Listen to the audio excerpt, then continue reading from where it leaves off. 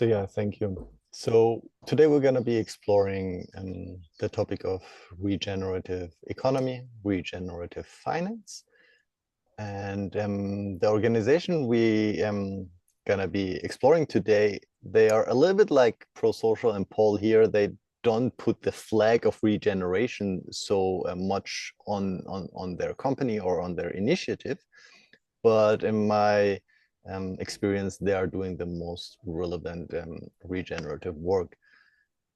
Just like Prosocial, and where Prosocial is into collaboration and coordination.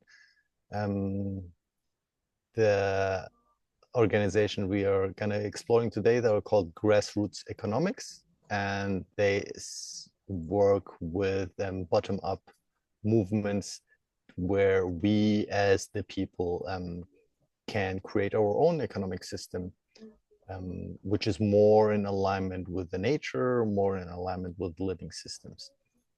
So we're gonna be watching a short documentary about 25 minutes.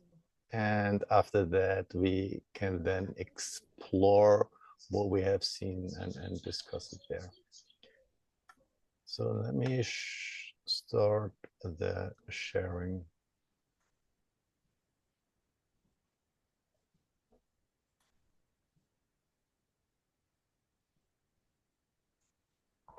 There we go. And yeah, please turn off your microphones.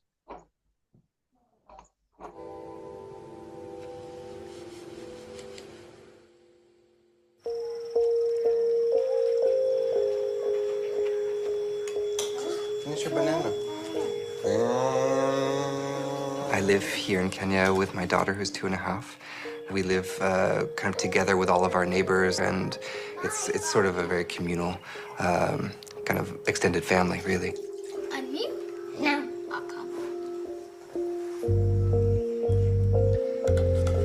Okay, ready for bath? We live in a small village, not terribly far from Mombasa, and it's a really communal area. Okay, ready for school. There comes the boat, Nian. Do you see the boat? There it is. I've been here in Kenya for almost 8 years now, and it's basically become home for me. Zuri, no, wait. I first came to Kenya with the U.S. Peace Corps, so I was teaching in a secondary school.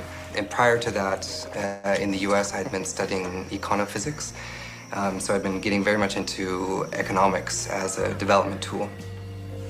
And so out of being a teacher here, I got very, very interested in how to create more jobs, because a lot of my students were getting through school, but they weren't able to find jobs at all in Kenya. The employment rate is really horrible here.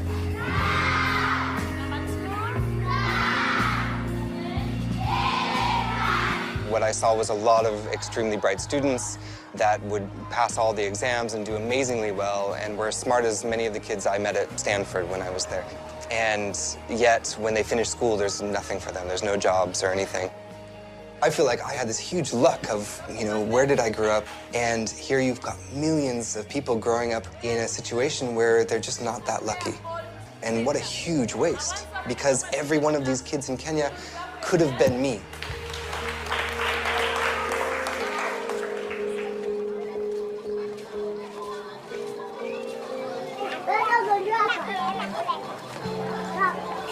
So right now we're in Bangladesh, just outside Mombasa. It's an informal settlement or slum, which means most of the people living here don't have property rights. What you see here is about 20,000 people.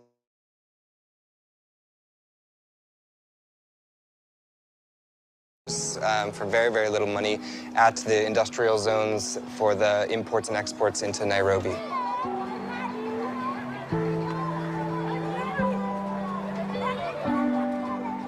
The standard in Kenya is much the same as the rest of sub-Saharan Africa, where 50 up to 80% even of the job market is informal, so people aren't paying taxes, and really people are sort of not even introduced into the regular economy. They're living day to day on the cash that they have. They're buying their groceries every single day, and if they don't have money that day, they're not going to eat. If these external markets, like the shipments of imports all the way to Nairobi, for some reason stop, and they quite often do, there's no more money in the system.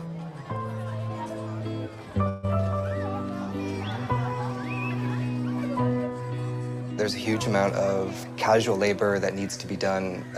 So for instance, fixing roads, fixing buildings, painting, fixing roofs. There's a huge amount of work to be done that's just simply not done. And at the same time, there's a huge, huge amount of, 18 to 35-year-olds sitting around doing nothing constantly. Alcoholism is a huge problem, but essentially there's no one there to pay them to do any of these jobs. The kind of aha moment was, can we get these two to meet? There's all this supply, there's all this demand, yet there's nothing in the middle. There's no medium of exchange there. So the idea is to allow communities to back their own medium of exchange, their own currency, with their own goods and services.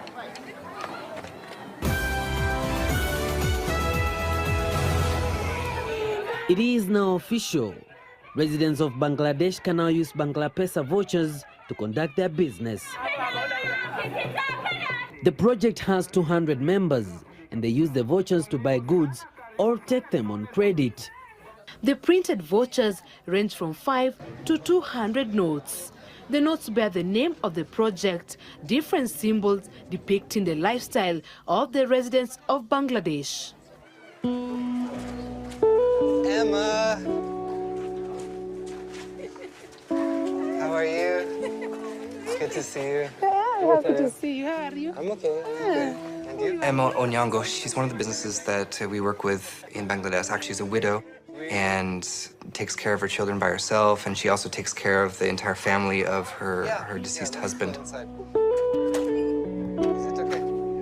So she's got a huge amount of burden on her, and at the same time, her only income is really from water. And then how much do you charge them? 1 jerrycan of full of water is 5 shillings. That is 5 shillings community money. Okay. The community money's value is the same as our Kenya money. If it is 5 shillings Bangla pesa, that is the community money, it is 5 shillings Kenya money. So this is how we do it.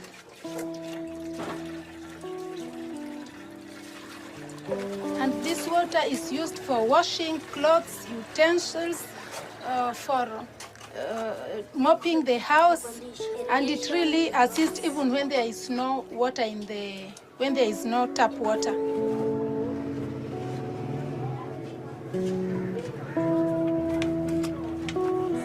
How much Bangla pesa do you have now? I have a lot of money today because there was no tap water, and people came with Bangla pesa. I have almost 100 and This something. is all almost from today? Yeah, this is from today. There's no water. This 40, 50, 60, 70, 80. 600. So 280. 680, yeah. And I'm still expecting more money. Yeah. Yeah. And then what are you going to use this for? I'm going to buy tomatoes. Yeah. Yeah, at night hours I'm also going to eat. So I'll pay it back to them so that I can get my daily. So by the end of tonight, you'll have almost none. Yeah, by the end of when it comes to dark, Yeah. I'll already go to do shopping with it. And then tomorrow you'll get Yeah, more I'm again. going So to it's eat just it's fish. coming and going. I'm going to eat fish. I'm going to buy maize flour, Yeah. and then things will be okay. If someone is collecting a lot of the currency and they're not able to spend it, that's a problem. So we want to go in there and make sure that they know where to spend it. Bariako. Wapi mama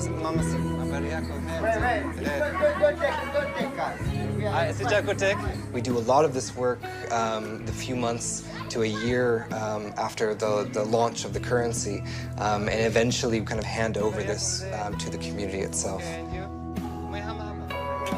The communities see that their community currency is much more of a spending and daily usage currency. So they can survive on it, they can eat with it, they use it for a lot of their food, they use it for local school fees, but then when they want to save money and they want to invest in their business or import and export items or send their kids off to college, that's when they need their Kenyan shillings, their national currency. So we kind of see it as a savings currency versus a spending currency.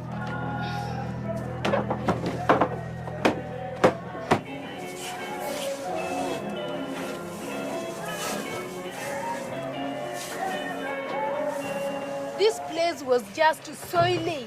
It was risky. Somebody could even fall down here and die. I was even worried, how am I going to drain water from this my place? When the rain comes, this place was open, and each and every day I used to check inside. Has any animal come there, died in the water? How is it going to be?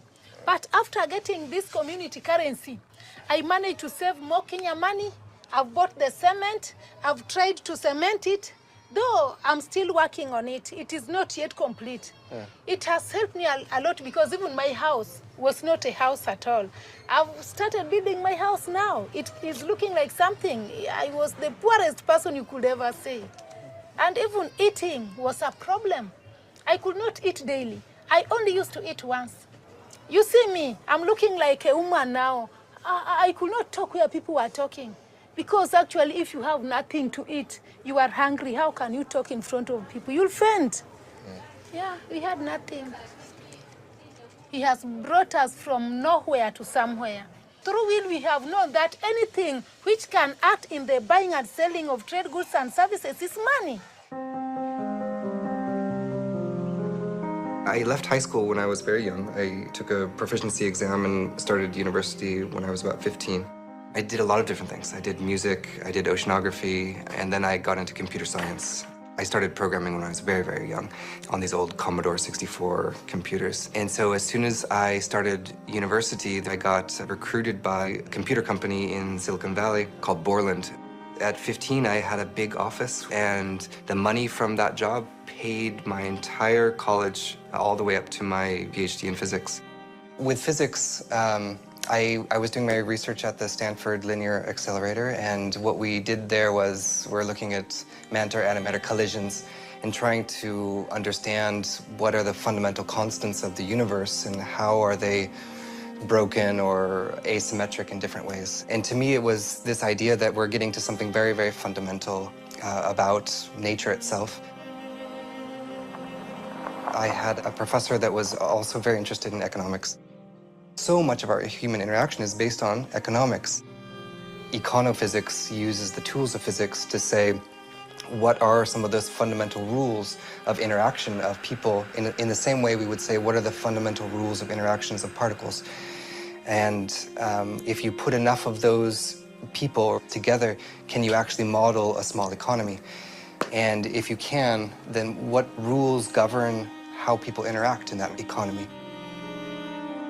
So that was what was very exciting to me. It was sort of taking the science of physics, but actually having some real-life application.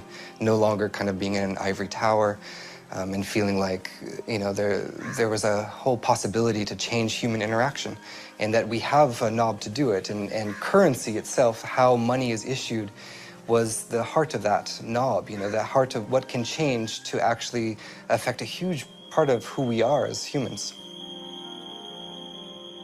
This is a simulation of a very simple market where everyone's trading with each other, and each person across here, this is their balance. So these little blue lines are 100 people. This is how much money they've got in their pocket.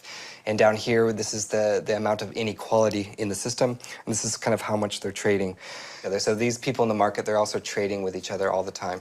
And so if we just kind of let that play here, we can see that over time, some shops are more preferred than others. So you get some people who have quite a bit more money than others. And this is just normal. This is what happens when someone has a shop that has rotten potatoes. You know, this person is making very little money that month, for instance. And this person has something in high demand. And over time, you can see that, you know, it sort of stabilizes. There's a bit of inequality, but this is not really bad inequality. I mean, a Gini index of 12 is better than any country in the world. So this distribution of wealth is actually not a bad distribution at all. This is fine. You know, there's some people that have very little, some people have more, but the difference between the two is not terribly high, and there's this nominal amount of trade going on. Now, what is the simplest thing we can change to this very simple simulation to mimic the inequality we have today? And so all we do is we allowed one of these top vendors to become a bank. And in fact, any of the vendors, when they get enough money, they're allowed to start giving out loans at interest. And all of a sudden, you see a huge, huge jump in the amount of money in the system in general, because actually they're creating money now. We're allowing some for-profit institution now in this village to sort of create money.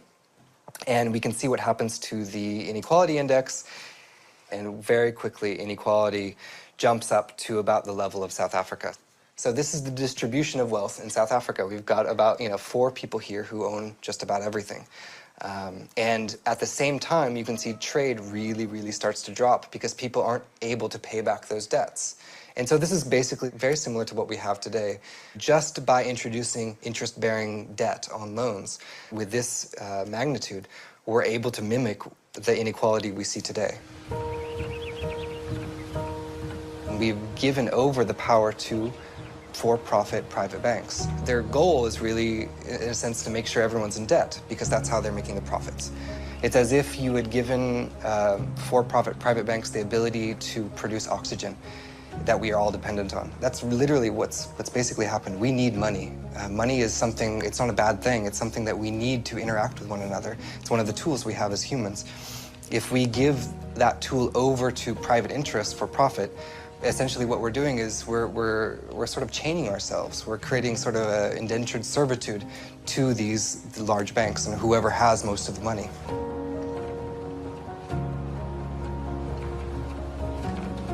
There was always this question, I think everyone has this question, like, how did we get like this? What happened, Why do we live like this? You look around your community and everyone who's going to work every day, and as a kid, and you just wonder, why do you do this? Why do you go to work every day like that?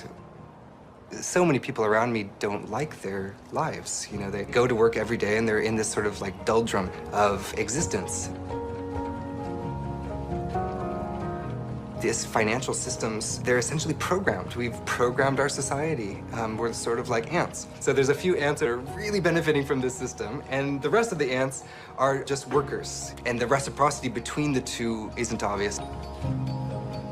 In Silicon Valley, you get the Bill Gates or Steve Jobs as the elite saviors of the world, and if you make enough money, you can become a philanthropist king. The queen bee, or the queen ant in this case, actually the wealthy aren't giving back to society even a fraction of what they're receiving, and mostly they're hedging all that money away so that they can go live in isolation and live in their own sort of sanctuaries. There was no reciprocity there.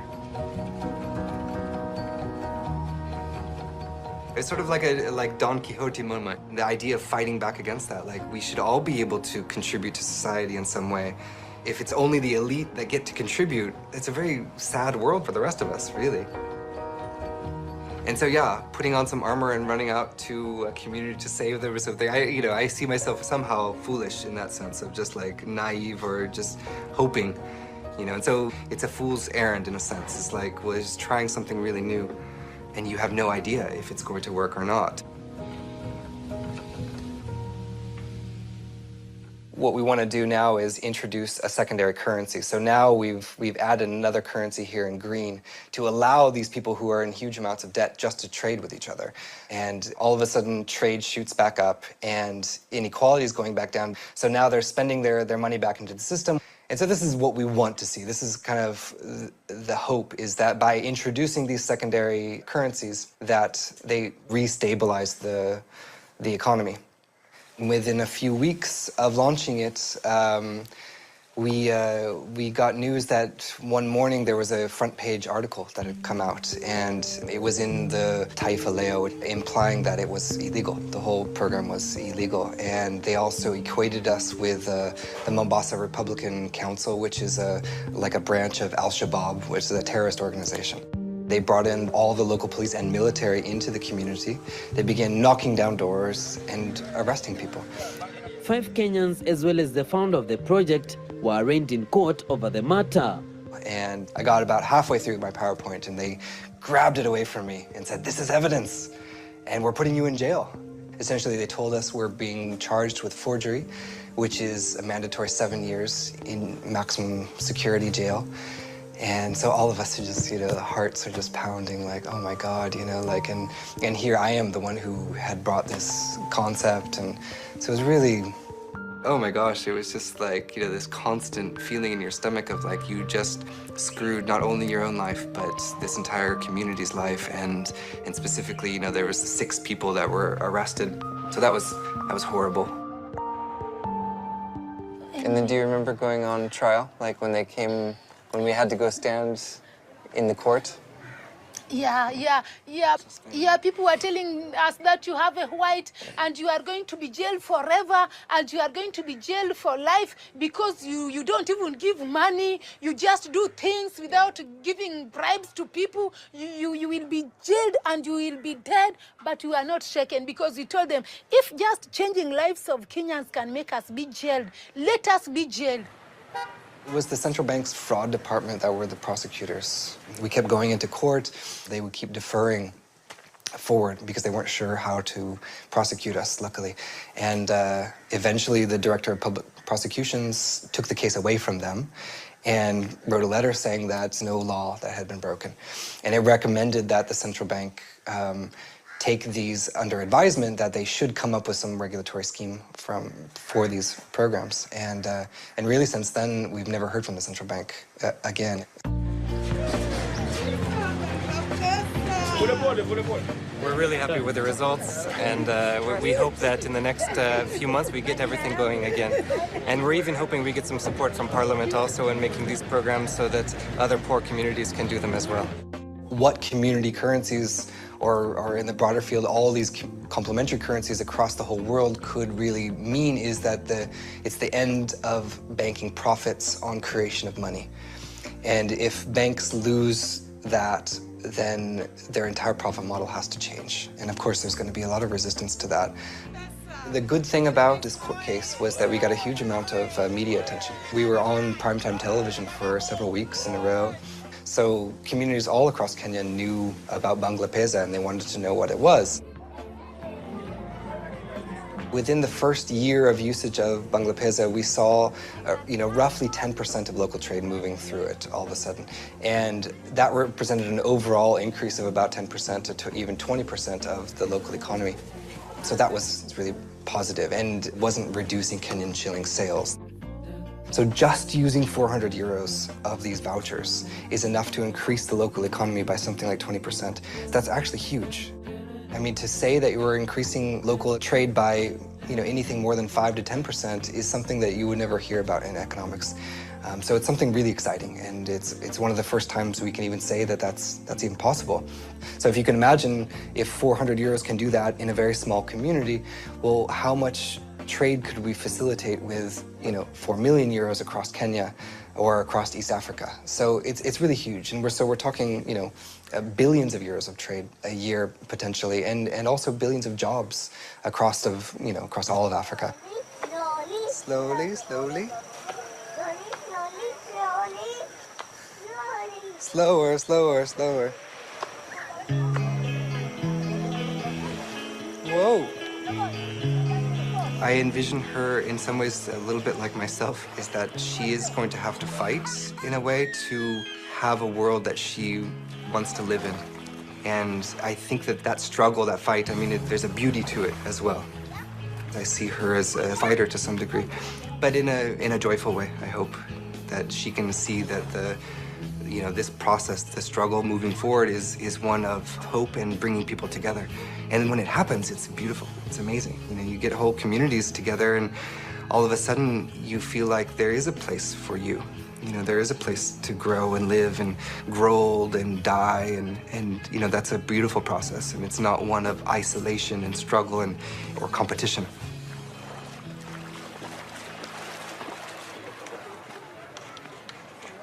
Traditional development in Kenya has been coming in with donor funds and kind of imposing an idea of what the future looks like on a community, and essentially treating them as ignorant people. And a lot of these funds go to projects that, in the next year end up being completely defunct. They don't work at all. Also, that's created a huge amount of dependency in communities. They expect donors to come in with money. So our version of development with grassroots economics is that the communities need to develop, period. It's their job, it's their responsibility, and it's us to just empower them however we can to do that work themselves. Really, we're creating here sort of a decentralized banking system that's based from the ground up on communities. So when they join the network, they receive 400 shillings worth of these. Half of that they keep into a community pot now. They vote every month to every few months on what they want to use the community fund for. And generally it's waste collection or helping kids through school or doing big buffet lunches for the elderly in the community or sporting events, things like that. We are going to give each player 200, and the winner, the one who is going to play better, how much are we going to give him? 400? They have the vision of the future. They know what they want for their children. They know what they can envision for their community. It's not us to impose that. And there's plenty of very, very intelligent people in these communities that have been working most of their lives for the betterment of the community, and really those people need to be supported and given tools to do so.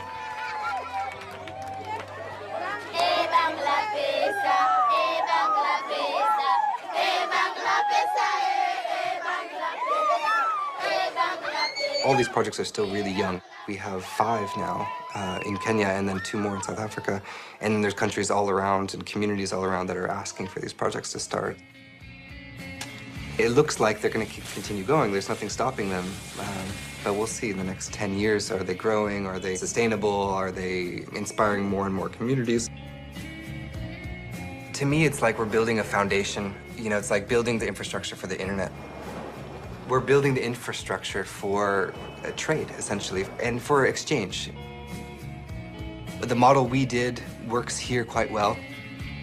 For it to work in Belgium, it's going to need a few tweaks here or there. But I think there's a huge opportunity for, especially young people, to see this as a way of creating employment in their communities and kind of flipping the economy on its head and saying that, you know, we're the economy and we're the ones backing our own money.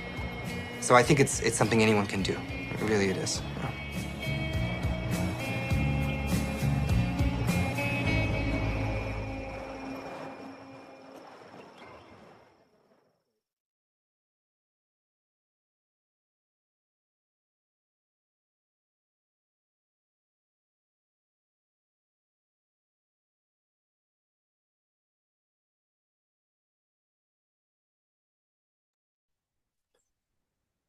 Let's have a minute of silence together.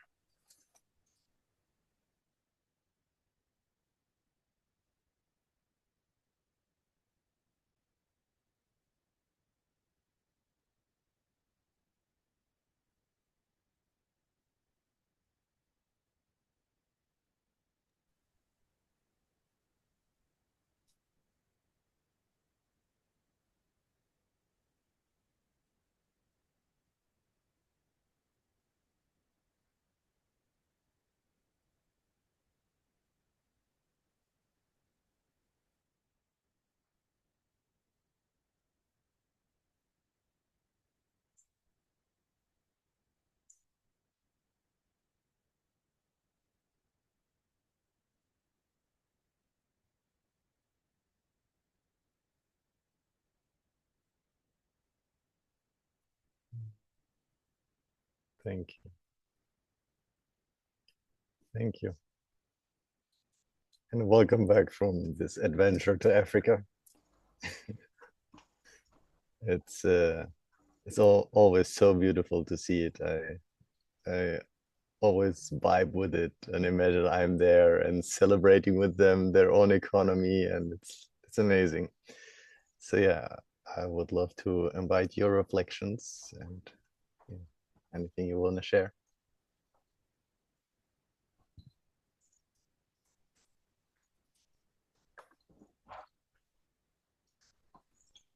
I'm always really inspired by this work and his heart that he brings to it and the need for it and the simplicity of it. And I also have these questions, that's 2 sort of big questions I have about it. I want to just learn more about how it works, basically. Like, it seems so simple on the face of it, but then I wonder, you know, like, how do they protect against corruption? How does it work? how to produce these amazing outcomes. And then the second question is, how do I do something? Like, the barrier to entry in a space like this seems so high. I'm not going to try and introduce an alternative currency in my local community, most likely. And so those are the questions I have in my mind. But within the context of just seeing how beautifully systemic this is, where you're really targeting the very mechanism of the exchange of life forces, the exchange, it absolutely feels fundamental to structuring more trust and collaboration on the planet. Thank you for showing it. I was really pleased to watch it. Thank you, Paul. Thank you. Yes, very relevant questions. This documentary is now about 7-8 years old. And since then, we've learned a lot, and the system has matured better, the fundamentals of it, how it works. I met William Ruddick in Colombia, and he gave me one of these vouchers. And I met him on the regenerative finance side event of the big crypto event that happened in the capital in Colombia. This is once a year, a huge global cryptocurrency events happens around the world. At that year, it was in Colombia, and you have like about 10,000 people around the world from all the big companies and organizations. They come together, and you have all kind of events. And we had a side event where we went to a mountain a little bit further from the capital, and we stayed there a week together exploring regenerative finance. And some of these experts of the cryptocurrency, they came together. We lived a week together and started exploring how to secure such systems better. Now, as you can imagine, a paper like this, it needs a lot of security. So you need to make it secure enough so people cannot copy it. And then once you have created them, you will need a treasure, a safe for it. And then you need security, people guarding it before you're giving it out. So there are a lot of costs that come additionally just to secure when you create your own currency. So this is where blockchain technology and cryptocurrency come very handy, because it doesn't need a bank, it doesn't need a safe or treasure to protect it. And it is, as it is a cryptographic technology, you cannot forge it, you cannot copy it. And as we have already so many cryptocurrencies around the world, and even third generation technologies, hosting and creating such a currency today almost costs nothing, because the servers are distributed around the world and the technology is distributed. The energy is very cheap, because we have the third generation cryptocurrencies. Like Bitcoin is very expensive, but we don't use Bitcoin, we use the third generation now. And this technology is very cheap, where you can host a whole global digital currency. And we have some of them that consume as much electricity as 6 washing machines. Like, imagine, it's a whole global currency with all the trades and like billions of transactions per second, and it doesn't need so much energy anymore because the technology has advanced a lot. While it is very helpful to have such technology, in some rural areas in Africa, you cannot use the technology because they don't have the internet access, or they don't have the smartphone where you want this. So there are three ways how we can establish such a community currency. One of it is what I just mentioned. It's high technology, where we use a cryptocurrency, and there we have the lowest costs and the lowest need for security because the system itself is very secure. Then we have low tech. Low tech, this is what some of these villages right now in Kenya are using, where we work with the telecommunication provider.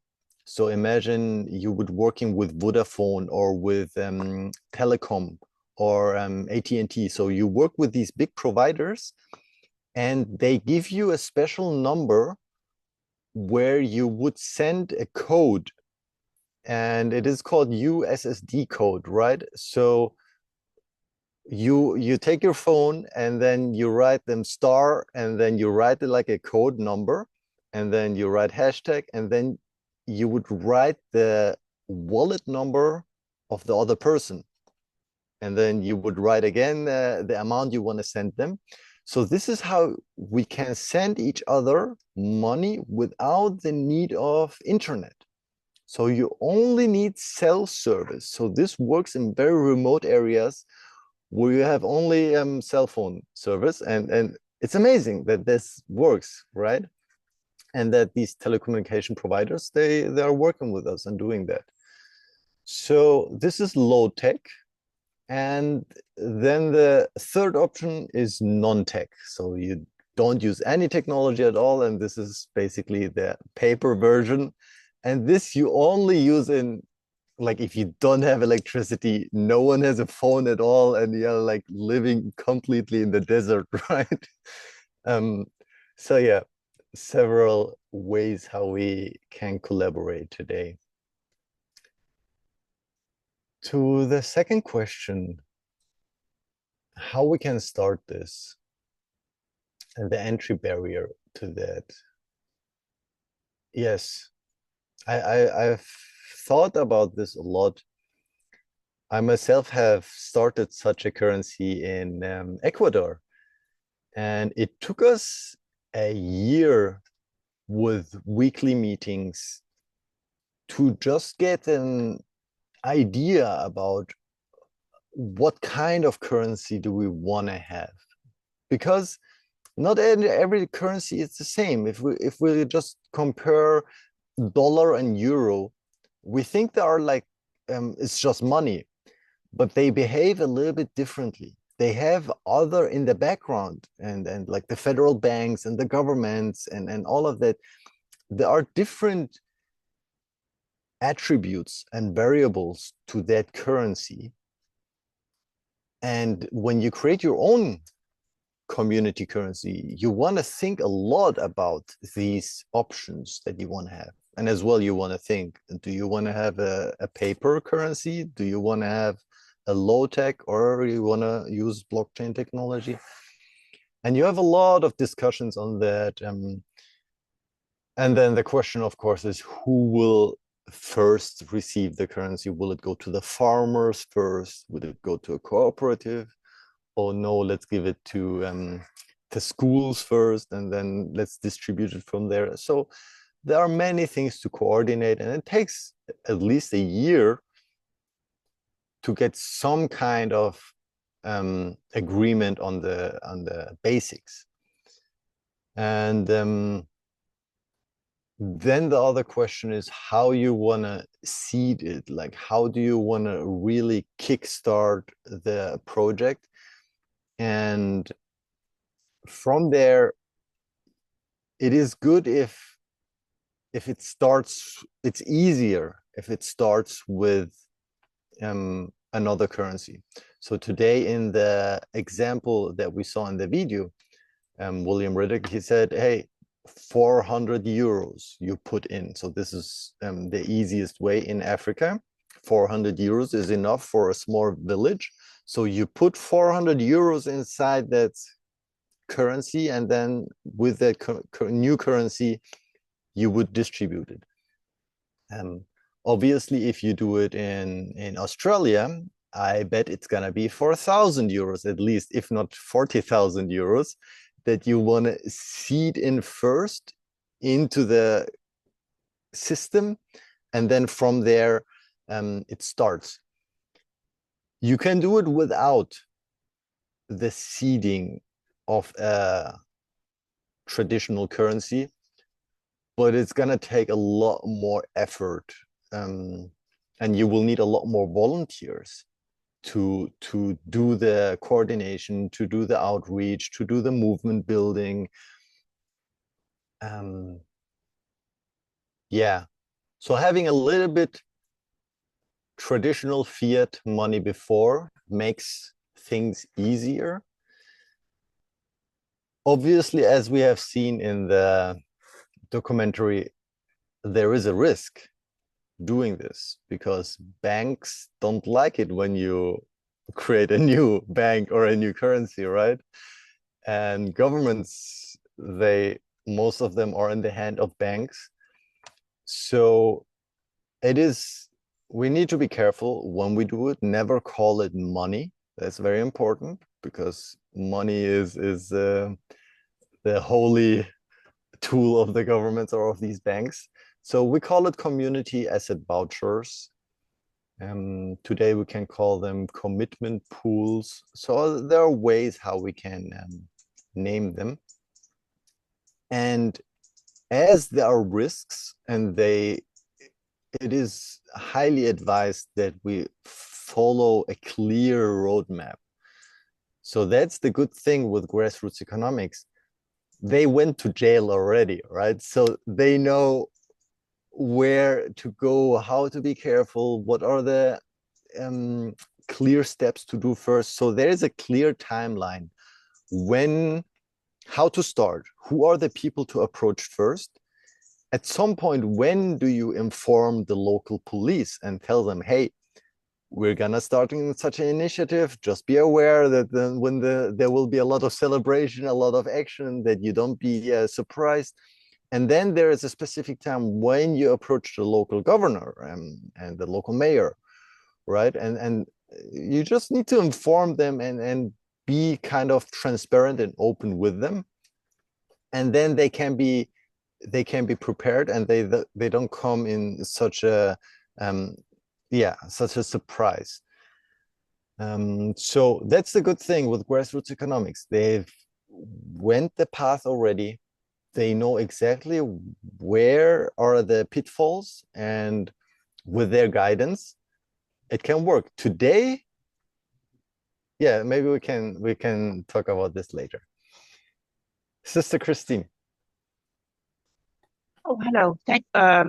Well, about three things. One is there a link to where I can find this film and maybe more information about it? Because I'd love to share it with other people. So maybe if you have that, you can put it in the chat. That would be amazing.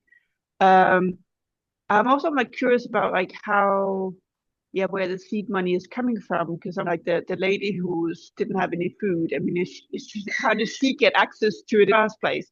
And then I'm also like, how do you protect against inflation within such a system? You know, if you have a period of drought, then the people with the wells could increase the prices and then drop the bit. So those kind of, how do you stop greed, and where did the seed money come from, and how do you stop greed and exploitation in these systems? Thank you. Amazing questions. Yes. I will share the link to the documentary just here in the chat right away.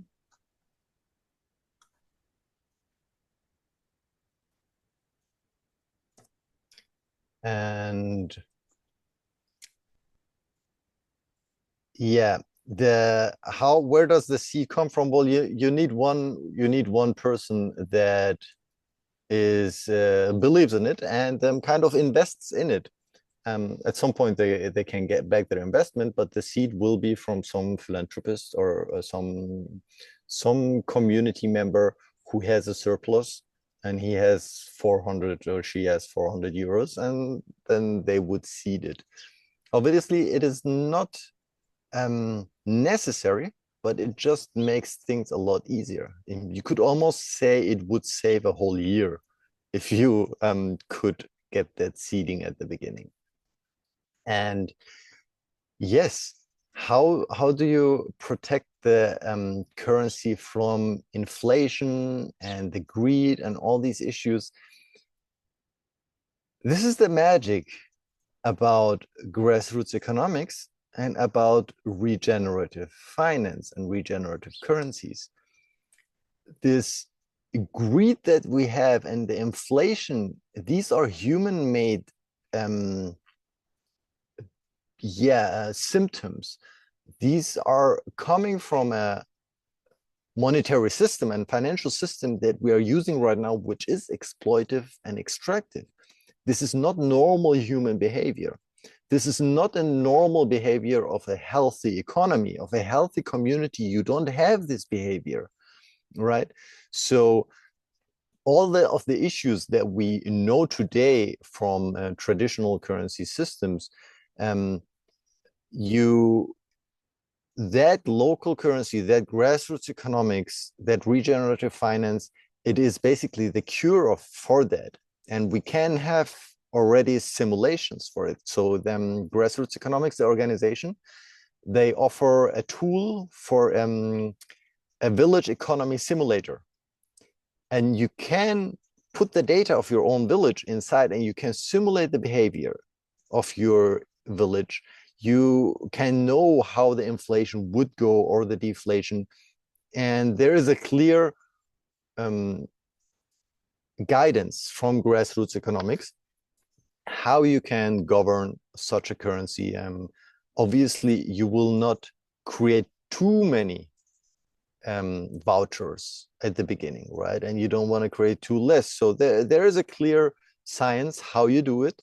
And the beautiful thing with grassroots economics, they offer it all open source.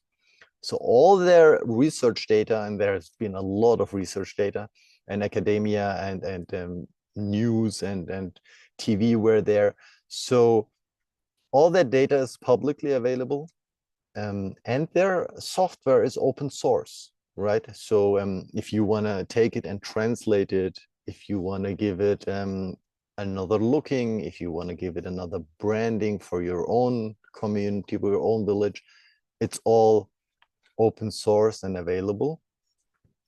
I'm going to share with you the link in the chat where you can find all the studies and academic data.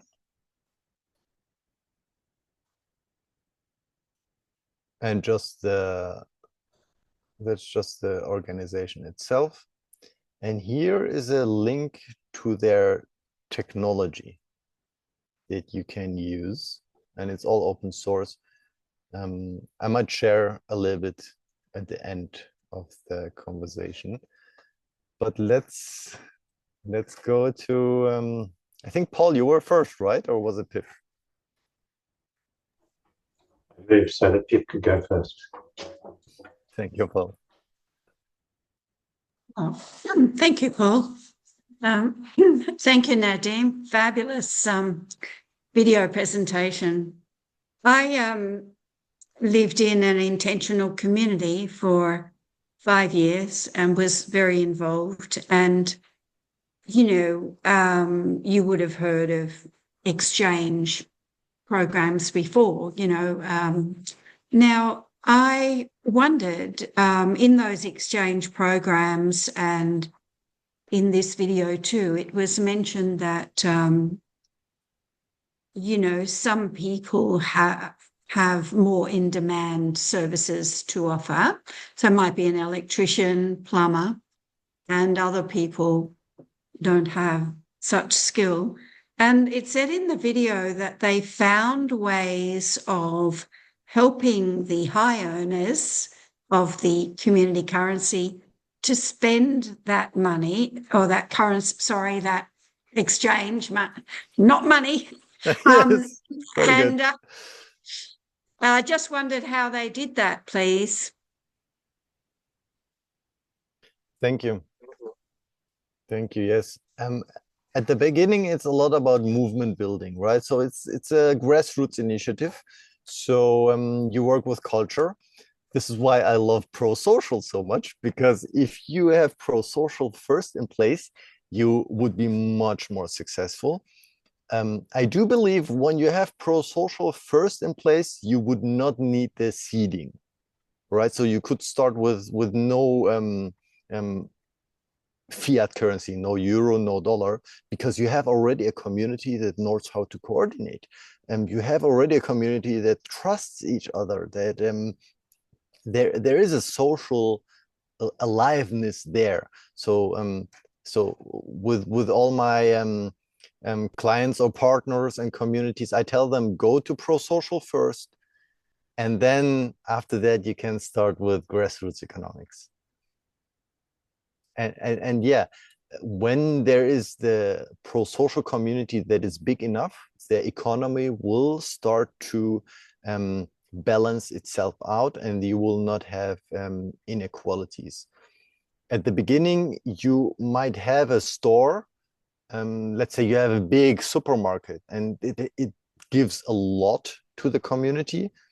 And this kind of bigger businesses, they would start to have a hybrid system, right? So they would accept both currencies. And when they've got too much of the local currency, they would say, hey, for today, we are not accepting the local currency anymore. And then there is this kind of transition that happens. For us who live in very developed countries with stable currencies, for us, it might feel a little bit complicated, but this is not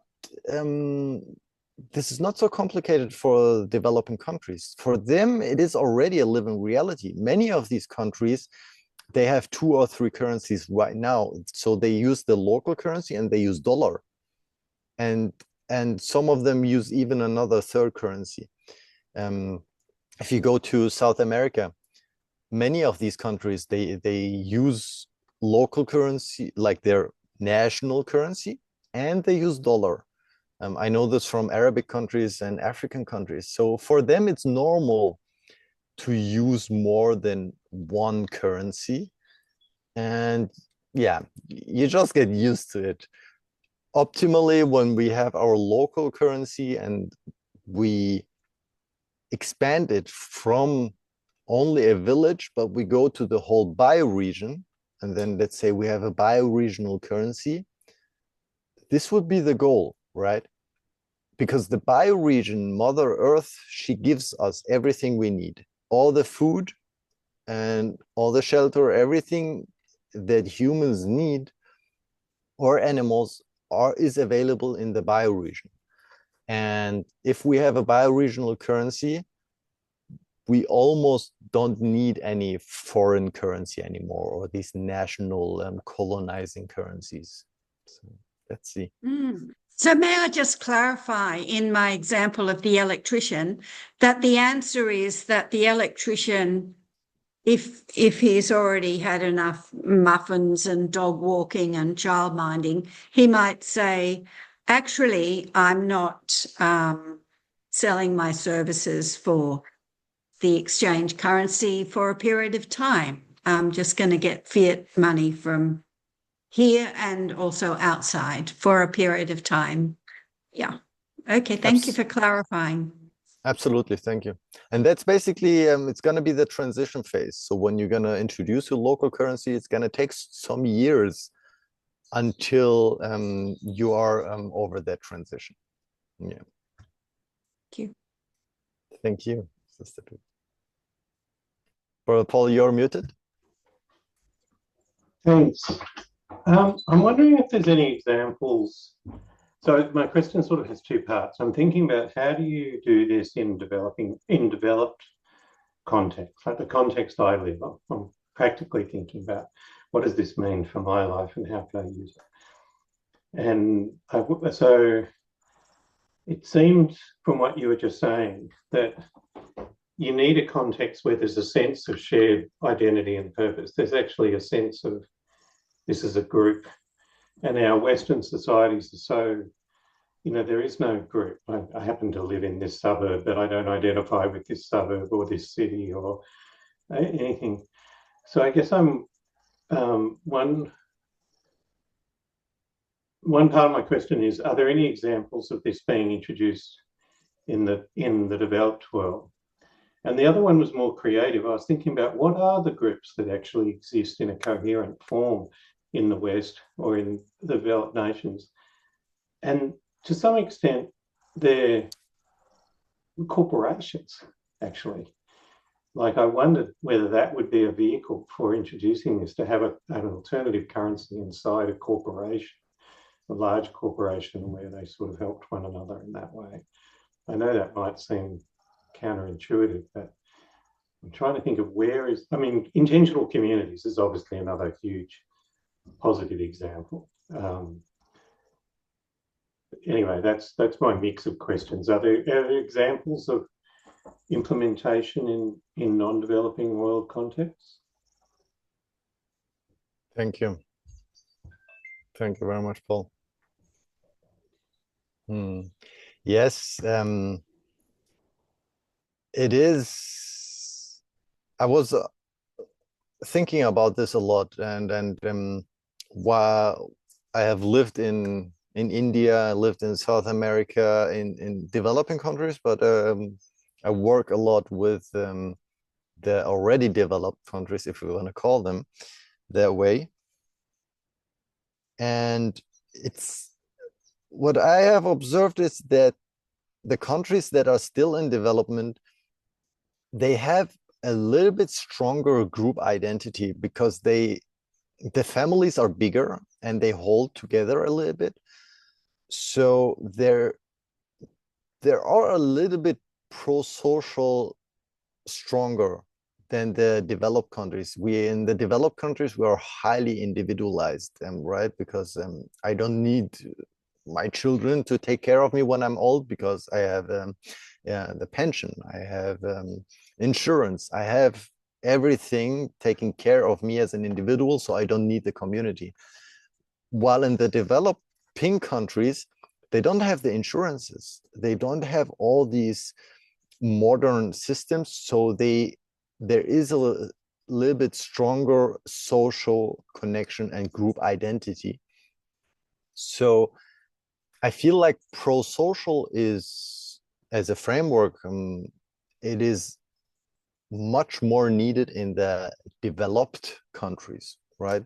So in the Western world, pro-social, I see it even more important to have it first before introducing grassroots economics. I would like to share here the screen where we can see some data. This is real-time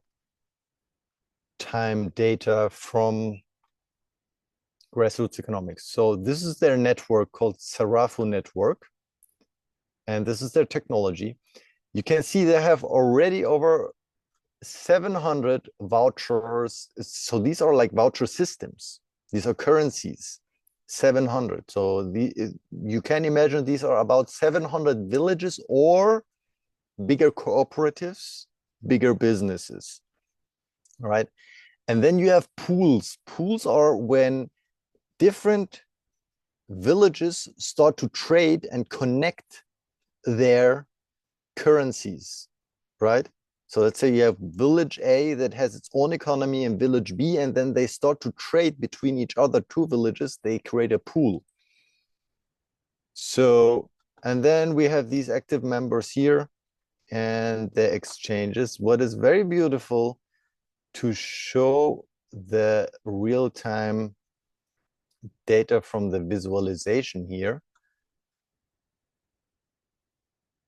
And here you can see how the different pools are connected and working together.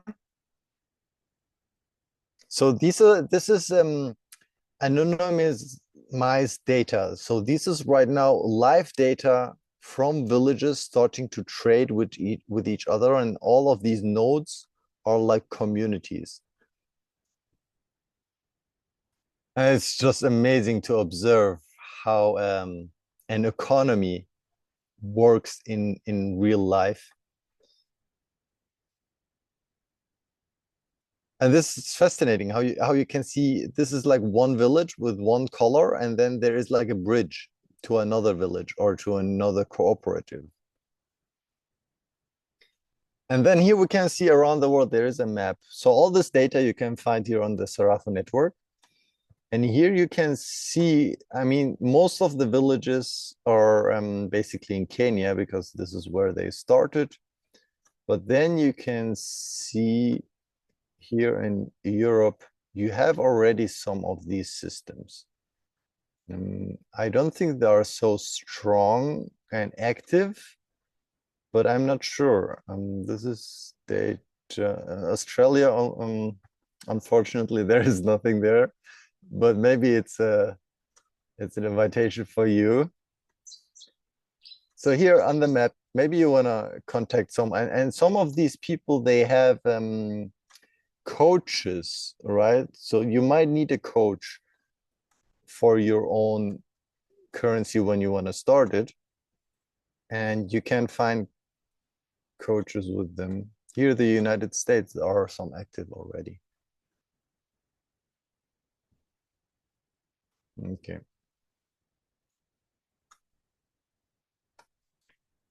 I hope that answered your question, Paul. Yeah, I was just thinking about how, if you broaden it out a little bit, the need for exchange is in lots of places.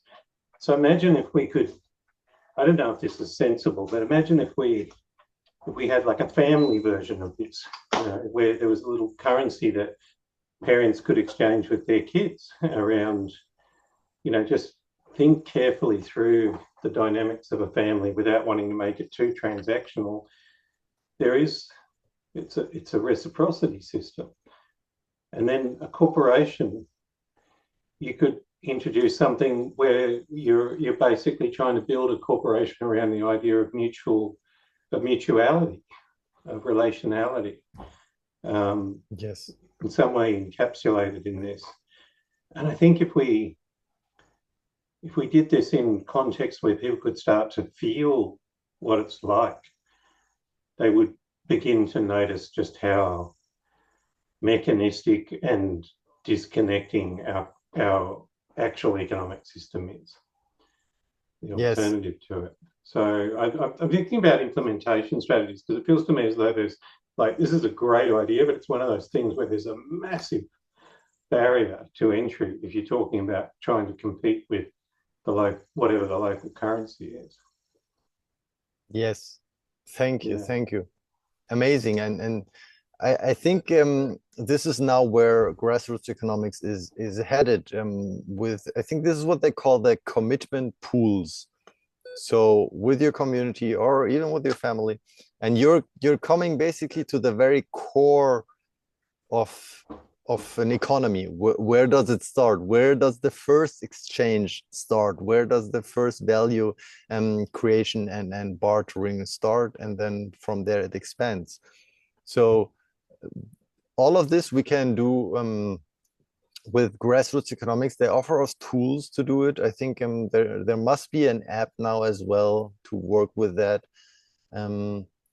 Yeah, it's in development, and just recently there was a conversation between Prosocial and grassroots economics, and William Ruddick. I will share it here in the chat, the interview. And there it was mentioned as well, the commitment pools. I think there we could learn a little bit more about that. I will share the documentary here. It's not a documentary, it's a podcast between David Sloan Wilson and William Ruddick. It's amazing. I just watched it 2 days ago. With that, we are coming to the end of our conversation today, and I would love to invite us for a checkout round. just some feedback. If you like, you don't have to. And I would start with myself. I feel very hopeful every time when I speak about this. I can see a future that is more in alignment with natural laws, with cosmic laws, just with physics and with universal harmony. I can see a future where our economy is in harmony with nature, with life. And I can feel my whole body and my house, my community, and everything I interact with is in harmony. And I really wish to live in such a world where we are in coherence, where we are in resonance with nature, to be in connection. So such tools as we have discussed today, and such people like you, and prosocial work, this is where it is headed. So I have a lot of hope. Thank you so much to all of you. That was my checkout, and I pass it to Christine. Thank you. And thank you for today. I wasn't sure that I was going to manage to get up, because I also have like the late community of practice. But I'm very, very happy that I did. Yeah, like I said, also this gives me hope. I mean, I have been seeing for taglines that the antidote to capitalism is community. And this empowers it. I'm so happy to see that it's actually working. And I can also see how this also would enable us to also put a value on like the unvalued labor that a lot of like women in communities do. And I was so happy to see that there were so many women participating in this, and they also benefited from that you can put a value on child labor and child labor, but child caring and those kind of that is also an exchange. Yeah, and I'm definitely going to be looking up those links, and I'm going to be sharing them with my other disillusioned utilitarian prosocial friends. So thank you so much.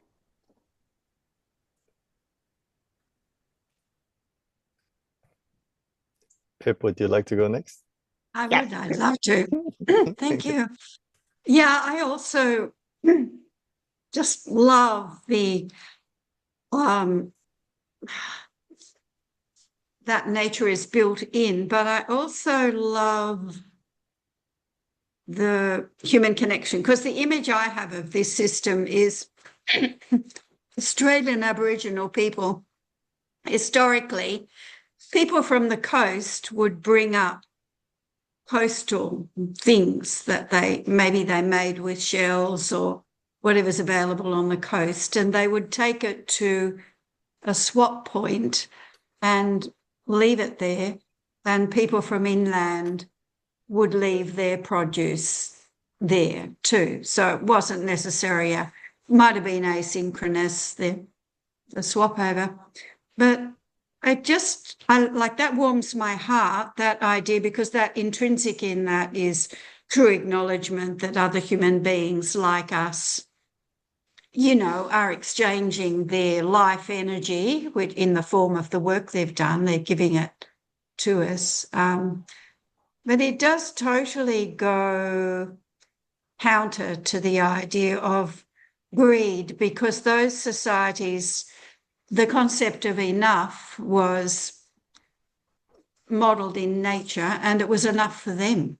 And so I don't know how we can go back to that, but when people do it, they really love it, because like the idea of having enough makes you feel really very good, makes you feel very enriched. Yeah, I like that feeling. I don't know how we break the greed culture, though. I don't know, where people think more is better. And yeah, it's definitely very, very entrenched culture, that one, isn't it? Thank you, Nadim.